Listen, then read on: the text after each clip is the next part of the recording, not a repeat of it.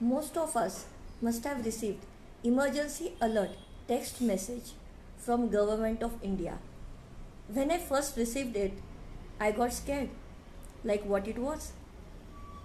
Then I searched a little and got to know that this message was for testing purpose.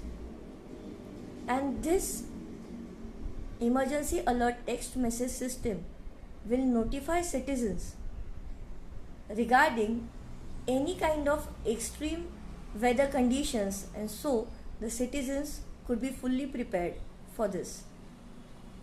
Kaduna Kakani Isara Ahe, the 20th of July 2023, 10:31 a.m.